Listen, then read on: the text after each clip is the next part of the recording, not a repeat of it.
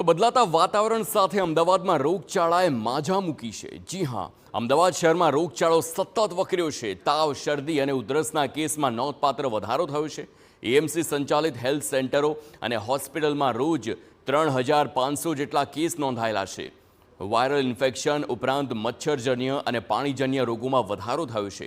ચાલુ માસ એટલે કે સપ્ટેમ્બરમાં નોંધાયેલા જે પ્રમાણે કેસ છે તેની નજર કરીએ તો ડેન્ગ્યુના 296 કેસ છે, જ્યારે મેલેરિયાના 121 કેસ સામે આવ્યા। ઉપરાંત ઝાડા ઉલટીના 186 કેસ તો કમળાના 276 કેસ નોંધાયેલા છે।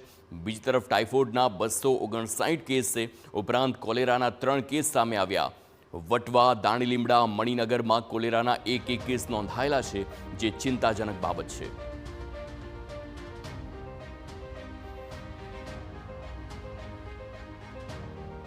ચાલુ માસ દરમિયાન સાદા મલેરિયાના 104 કેસીસ, ડેન્ગ્યુના 296 કેસીસ અને ઝેરી મલેરિયાના 17 કેસીસ રિપોર્ટ થયેલા છે।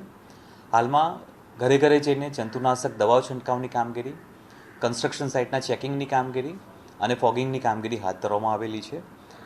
હાલના તબક્કે આ કેસીસમાં એક ડાઉનફોલ જોવા મળેલો છે। હવે ધીમે ધીમે કેસીસ ઓછા થઈ રહ્યા છે।